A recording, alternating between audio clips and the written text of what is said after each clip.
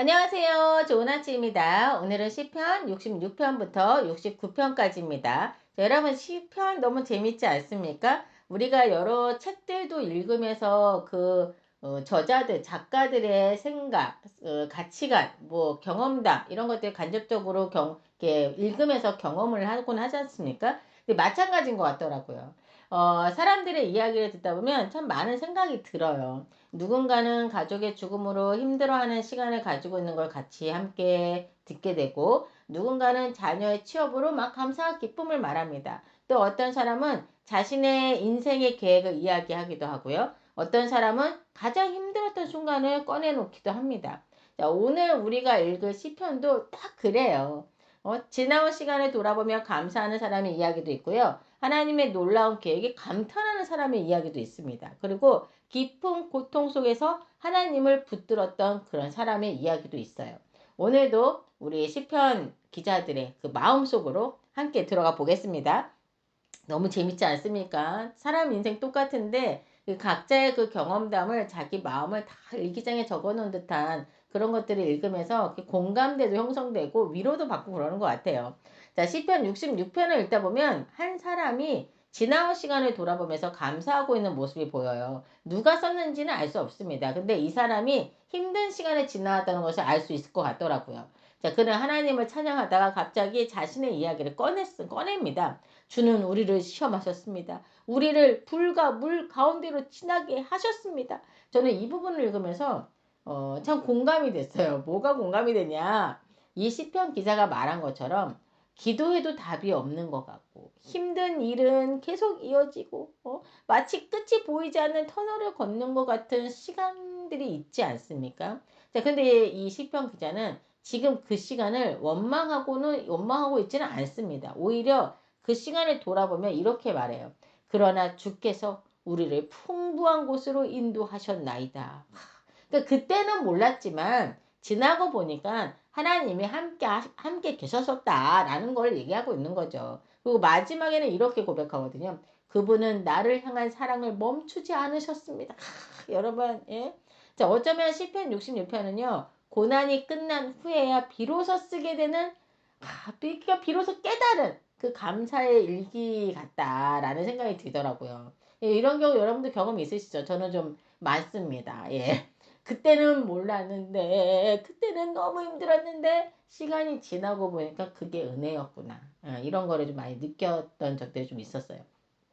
시편 67편은 짧지만 참 아름다운 시입니다. 시편 기자는 하나님께 복을 구해요. 그런데 그 이유가 조금 특별합니다. 보통 우리는 하나님 저에게 복 주십시오 라고 기도하잖아요. 근데 시편 기자는 하나님 우리에게 복을 주셔서 온 세상이 하나님을 알게 해주십시오 라고 기도해요. 그러니까 자신만을 위한 복이 아니라 하나님의 이름이 온 세상에 알려지기를 바라는 겁니다. 저는 이 시를 읽으면서 하나님의 구원의 역사는 이미 이스라엘뿐만 아니라 온 이방 민족에까지 계획되어 있음을 보여주고 있다는 생각이 들더라고요. 근데 생각해보면 하나님은 처음부터 이스라엘만 사랑하셨던 분이 아니었어요. 모든 민족이 하나님을 찬양하기를 원하셨거든요. 그래서 시편 67편은 축복을 받는 기쁨보다 하나님의 크신 계획을 바라보며 감탄하는 그런 사람의 고백처럼 들리더라고요.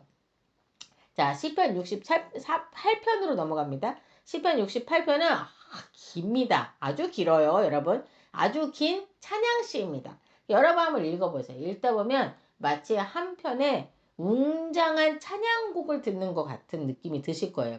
저는 이 시를 읽으면서 단순히 찬양을 하고 있다라는 생각보다는 다윗이 하나님을 향한 그 감사와 경외함을 정말 마음껏 쏟아내고 있다라는 느낌을 받았거든요.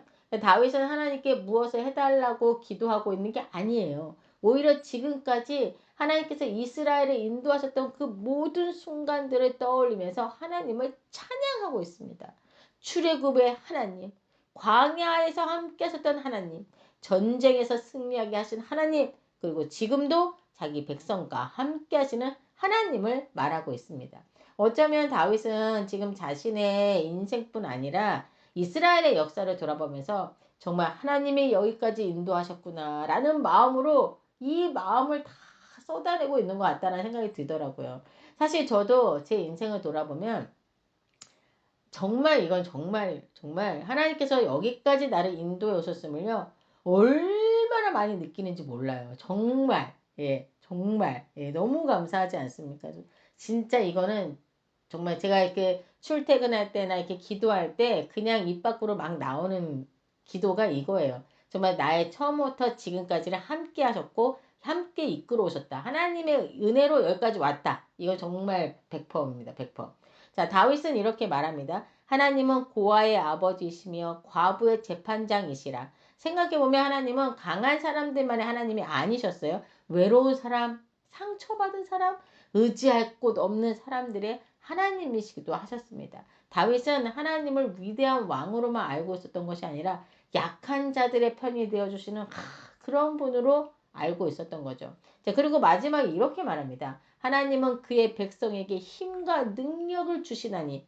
저는 이 말씀을 읽을 때마다 참 위로가 돼요. 왜냐하면 내 힘으로 살아가는 것이 아니라 하나님께서 힘을 주셔서 살아가는 것이기 때문이거든요. 그게 정말 너무 맞거든요. 그런 생각이 정말 많이 들어요. 그래서 시편 68편은 단순한 찬양시라기보다는 하나님이 어떤 분이신지 누구보다 잘 알았던 다윗이 하나님을 향한 그 감사와 그 경외함의 마음을 정말 마음껏 표현한 찬양처럼 들렸다라는 그 마음이 좀 맞을 것 같아요. 여러분들도 이렇게 시편 읽으면서 어떤 마음이 드는지 이거를 이렇게 그 사람의 마음을 여러분도 한번 같이 느껴봤으면 좋겠어요. 시편 69편입니다. 시편 69편을 읽다 보면 다윗이 또다시 하나님께 부르짖고 있어요. 첫 구절부터가 절박합니다. 하나님이여 나를 구원하옵소서. 물이 내 영혼에까지 흘러 들어왔나이다. 지금 다윗은 지금 단순히 힘들다라고 말하는 게 아니에요. 마치 물에 빠진 사람이 살려달라고 외치는 것처럼 보이더라고요.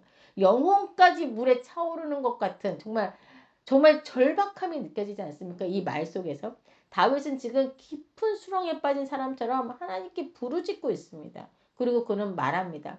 까닭없이 나를 미워하는 자가 나의 머리털보다 많으며 아이고 힘들어 아이고 힘들어. 예, 생각해보면 우리도 살아가면서 이유 없이 오해받고 억울한 일을 겪고 마음이 무너진 만큼 힘든 시간을 지날 때가 있습니다. 예.